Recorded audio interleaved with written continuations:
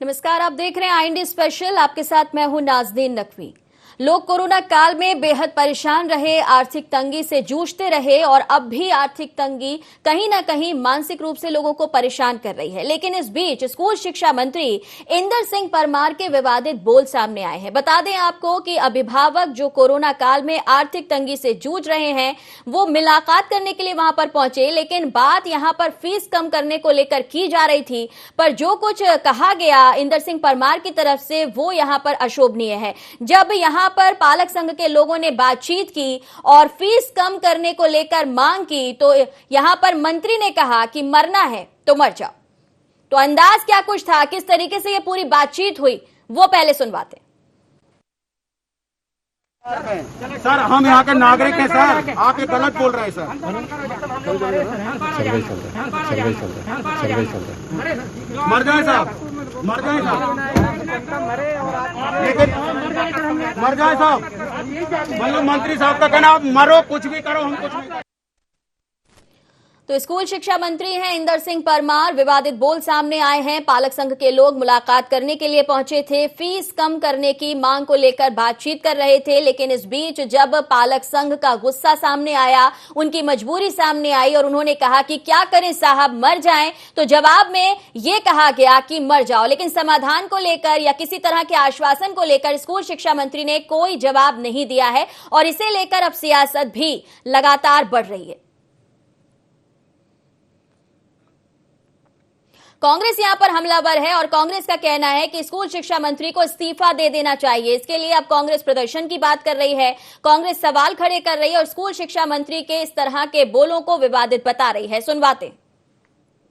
आज प्रातः पालक महासंघ का प्रतिनिधिमंडल एवं कई स्कूलों के अभिभावक गण माननीय स्कूल शिक्षा मंत्री श्रीमान इंदर सिंह जी परमार जी के सरकारी आवास पर मुलाकात करने गए थे। माननीय मंत्री महोदय जी आते हैं बाहर पोर्च में और गाड़ी के पास जाते हैं, हम लोगों की कोई बात नहीं सुनते हैं और कार में बैठने के लिए तैयार हो जाते हैं। और माननीय मंत्री महोदय जी का इतना गैर जिम्मेदाराना से आज बयानबाजी की और पालक महासंघ और उनके प्रतिनिधिमंडल और उनके पास ना जाने मंत्री महोदय जी ने बेतुका न जाने क्या क्या बोला है। इसलिए पालक महासंघ अति शीघ्र बहुत जल्दी माननीय मंत्री महोदय जी के खिलाफ मानहानि का दावा करेगा, क्योंकि सब मीडिया ने भी सुना है, मीडिया ने देखा भी है, रिकॉर्डिंग भी किया है। उन्होंने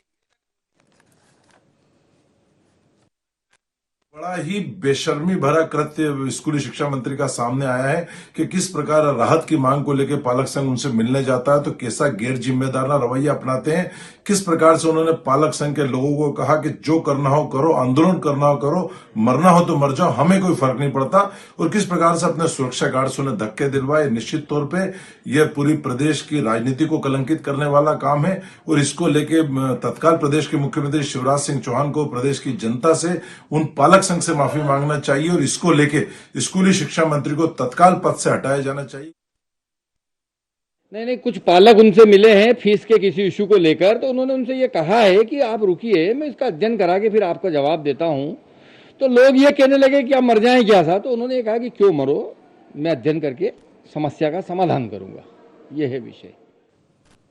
तो सीधे रुख करेंगे न्यूज रूम का, हमारे सहयोगी हमारे साथ बने हुए हैं, उनसे समझने की कोशिश करेंगे कि संदीप, जिस तरीके से साफ साफ सुनाई दे रहा है, एक तो महंगाई की मार है, बच्चों की पढ़ाई पहले ही महंगी है और उस पर जब पालक संघ बात करने जाता है तो स्कूल शिक्षा मंत्री के जो बोल सामने आए हैं वो जिस तरीके से कह रहे हैं, कहीं ना कहीं मानसिक रूप से भी पालक संघ से जुड़े जो लोग वहां पर पहुंचे थे उन्हें प्रताड़ित किया गया।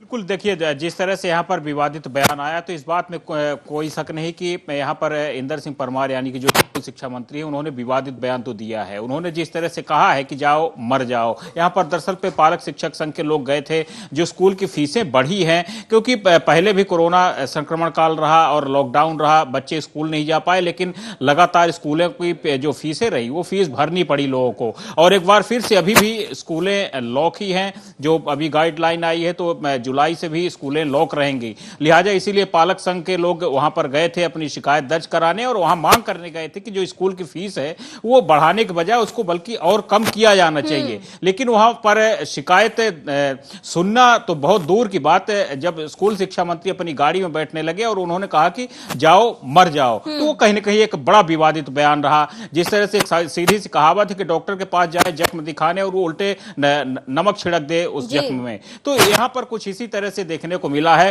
कि आप वहां पर शिकायत का निवारण करने के बजाय आपने उल्टे उनको मरने की कहीं न कहीं से। चलिए, आपने ठीक कहा कि दर्द है लेकिन मरहम नहीं मिला, उल्टा उन जख्मों को कुरेद दिया गया। इंदर सिंह परमार ने जिस तरीके से कहा पालक संघ से जुड़े हुए लोगों से कि मर जाओ, ये वाकई निंदनीय है। के मिश्रा हमारे साथ जुड़ रहे हैं, कांग्रेस के वरिष्ठ नेता हैं। मिश्रा जी, क्या कहना चाहेंगे इस पर? एक तरफ पालक संघ के लोग परेशान हैं, अभिभावक परेशान हैं, और जब अपनी गुहार लेकर पहुंचते हैं तो इंदर सिंह परमार कहते हैं कि मरना है तो मर जाओ। नाज़रीन जी, देखिएगा कि किसी भी प्रदेश का शिक्षा मंत्री इतना अशिक्षित और गंवार होगा उनके शब्दों से मालूम पड़ रहा है।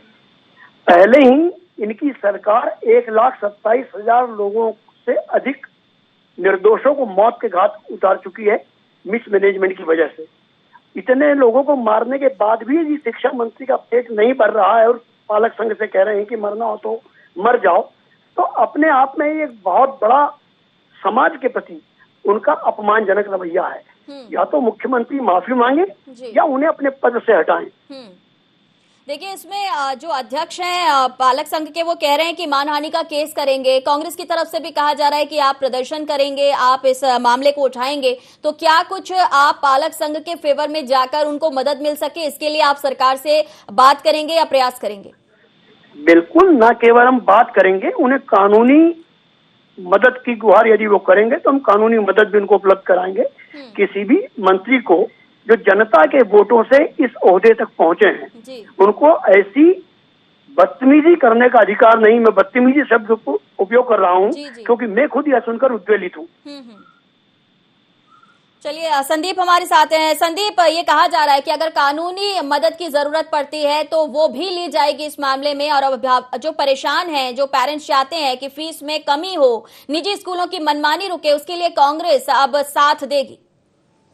बिल्कुल, देखिए, पालक शिक्षक संघ ने भी इस बात की चेतावनी दी है कि वो भी अब मानहानि का दावा करेंगे, क्योंकि मामला भी ये छोटा नहीं है। जब आप एक शिक्षा मंत्री के पास जाते हैं, वहां पर आप अपनी शिकायत लेकर के जाते हैं, शिकायत का निराकरण तो दूर, जिस तरह से आपने मरने की बात कही, ये कहीं न कहीं गंभीर बात हो जाती है। मामला ये अभी और भी बढ़ेगा, कांग्रेस ही नहीं, क्योंकि पालक शिक्षक संघ पूरे मध्य प्रदेश में है, शिकायत सभी की है, क्योंकि महंगाई तो बढ़ी है पूरे देश में, मध्य प्रदेश में भी, अलग अलग चीजों में भी, और कहीं न कहीं यहाँ पर दुखती रग में हाथ रखा है शिक्षा मंत्री ने। जिस तरह से उन्होंने बयान दिया, जैसे कि कहते हैं ना कि मरहम लगाने के बजाय यहाँ पर आप कुछ और भी बातें कर सकते थे, उनको दिलासा दिला सकते थे, आगे देखने की बात कर सकते थे, लेकिन नहीं। यहाँ पर आपने जिस तरह से बयान दिया और एक इतने गंभीर पद में रह करके आपने इस तरह से बयान दिया, तो जरूर यहाँ पर कहीं ना कहीं विवाद तो खड़ा होगा। इतना बड़ा पालक संघ है और पूरे मध्य प्रदेश में लोगों की भावनाएं हैं, जन भावना से कहीं ना कहीं यहाँ पर खिलवाड़ करने की कोशिश की गई है, ठेस पहुंचाने की कोशिश की गई है। सरकार लगातार मदद करने की बात कहती है, लेकिन वहीं दूसरी तरफ जो बयान आया है उससे सवाल खड़े हो रहे हैं। कांग्रेस को मौका मिल रहा है। हमारे साथ बीजेपी का पक्ष रखने के लिए चेतन सिंह जुड़ गए हैं।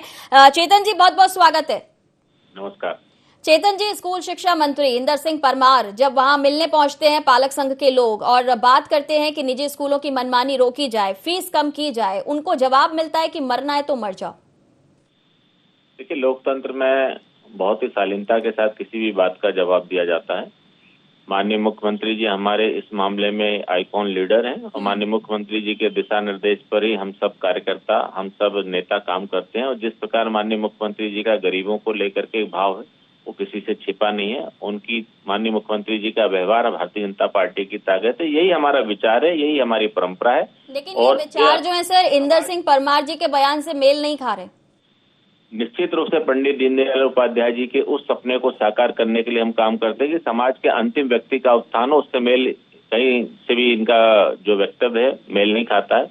हम इस बात से सहमत हैं। सरकार में होने के कारण, लेकिन सरकार के स्तर पर अगर कोई बात होती है तो मैं समझता हूँ इसका जवाब आपको सरकार से लेना चाहिए, पार्टी से नहीं लेना चाहिए, क्योंकि हम लोग पार्टी का प्रतिनिधित्व करते हैं, भारतीय जनता पार्टी की विचारधारा पर बात करते हैं। जो हमारी विचारधारा है वो ये है कि सबका साथ, सबका विकास और सबका विश्वास। और जब हमको सबका विश्वास चाहिए तो निश्चित रूप से इस प्रकार की बात तो हम नहीं करेंगे। चलिए, आप कह रहे हैं कि इस तरह की बात नहीं होनी चाहिए। के मिश्रा जी क्या कहना चाहेंगे? चेतन जी कह रहे हैं कि इस तरह की बात नहीं होनी चाहिए, पार्टी की जो नीति है उस पर सभी को चलना चाहिए, लेकिन स्कूल शिक्षा मंत्री इससे अलग अपनी राह पकड़े हुए। चेतन जी हमारे बहुत अच्छे मित्र हैं, उन्होंने सच्चाई को स्वीकार किया है कि यह शब्द अशोभनीय है, मगर उनके एक बात से मैं सहमत नहीं हूँ कि वो कह रहे हैं कि सरकार से जवाब लेना चाहिए, पार्टी से नहीं।